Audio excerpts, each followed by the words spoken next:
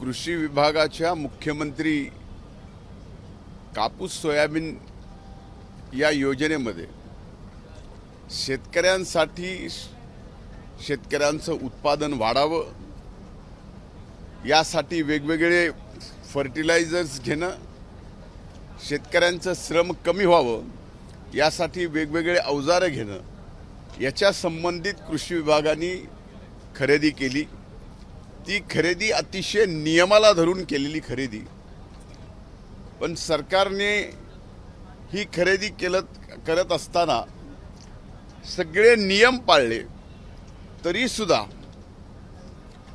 मागच्या वर्षी आपण पाहिलं असेल, म्हणजे आपणच जास्त पाहिलंय त्यामुळं आपल्याला काही वेगळं सांगायची गरज नाही की त्या विषयावरती एवढं रान पेटवलं, हायकोर्टामध्ये गेले।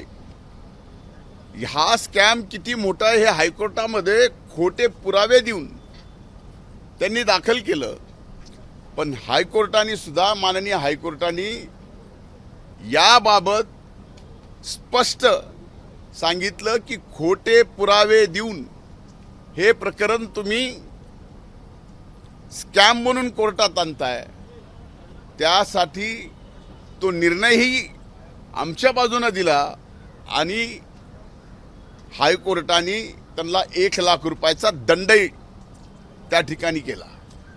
त्याच्यावरती ते थांबले नाहीत। आता त्यांना खरं तर हे षडयंत्राचा काळ आहे। आता या षडयंत्रामध्ये आम्ही होतो, आमच्या विरोधात आता जे षडयंत्र करणार आहेत ते एका बाजूला होते।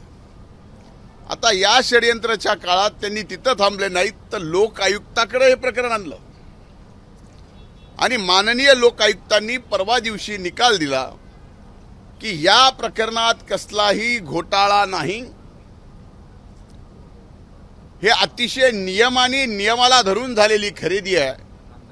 म्हणून ज्यांनी अशा पद्धतीनं षडयंत्र करून माझ्यासारख्याचं अतिशय खडतर आणि संघर्षातून इथपर्यंत आलेलं एक कार्यकर्ता म्हणून अस्तित्व संपवायचा जे काय प्रयत्न चालू होता तो या ठिकाणी माननीय उच्च न्यायालयाने आणि माननीय लोक आयुक्तांनी या ठिकाणी दिलेल्या निकालामुळं खरंचे खरं खोटंचे खोटं आज महाराष्ट्राच्या जनतेच्या समोर आलंय, आपल्या सुद्धा समोर आलंय।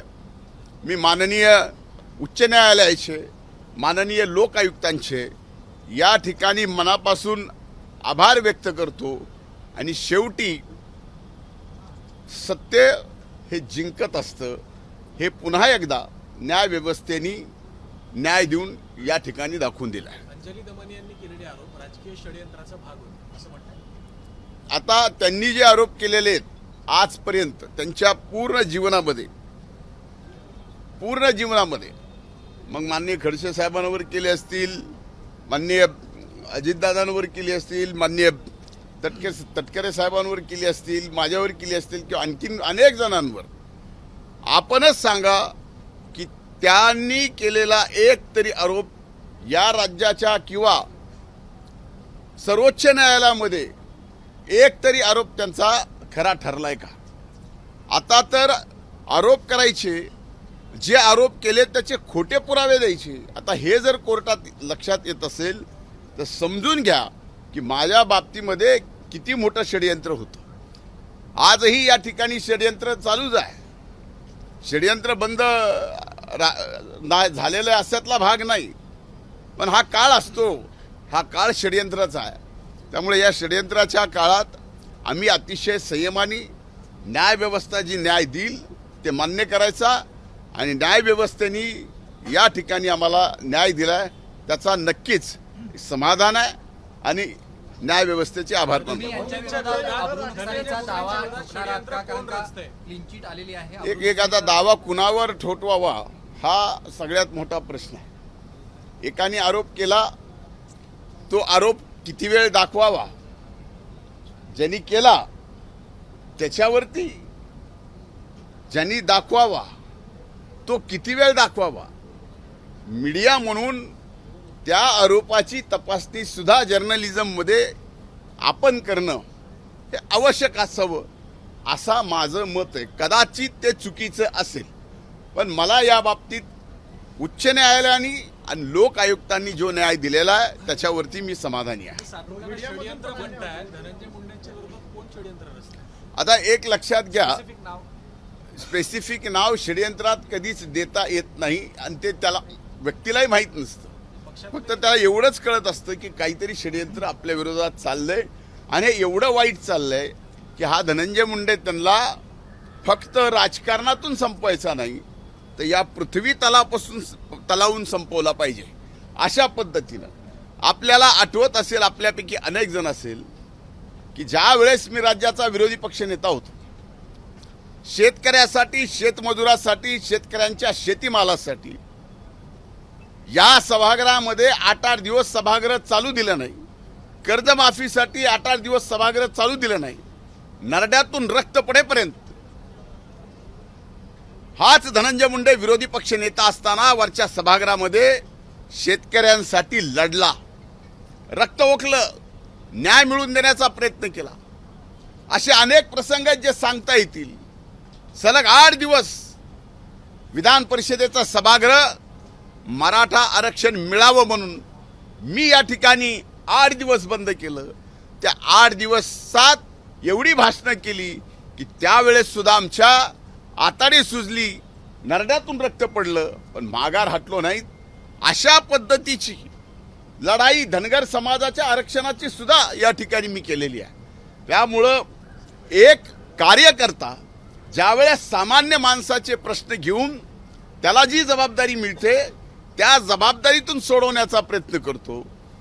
जबाबदारी बदलली की त्याचं रूप षडयंत्रामध्ये आणायचं आणि त्या षडयंत्रातून असा कार्यकर्ता जो तयार झालेला आहे त्याला पूर्णपणाचं संपवायचं काम या षडयंत्राच्या माध्यमातून करायचं.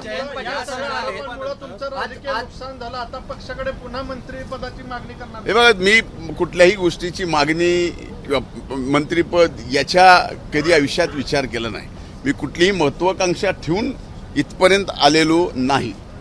आज जयंत पाटील असं म्हणते की आता दादांची इच्छा होती विलिनीकरणाची, मात्र आता दादाच नाहीये, त्यामुळे विलिनीकरण होणार नाही असं त्यांनी स्पष्ट केलं. आता त्या बाबतीमध्ये मी बोलणं उचित नाही. आमचे मान्यवर नेते बोलतील. दादांच्या अपघातासंदर्भात आज पुन्हा एकदा रोहित पवारांनी एक आरोप केलाय की दादांच्या निधनापूर्वी, अपघात होण्यापूर्वी बारामतीच्या विमानतळाची रेकी करण्यात आली होती आणि त्यानंतर कुठेतरी ही सगळी मला हे कसं करतात माहीत नाही आणि या सगळंच ते जे बोलतायत त्याची दखल बाकी सर्व व्यवस्थेने घ्यावी. आता याच्या पलीकडे काय बोलू शकत नाही. रोहित पवार आहे का तथ्य आहे का एवढे मुद्दे ते मांडतात? या सगळ्या गोष्टीमध्ये ते जे मांडतायत किंवा इतर जे मांडत नाहीत, आता जे इतर आहेत जे मांडत नाहीत त्यांना अनुभव जास्त आहे.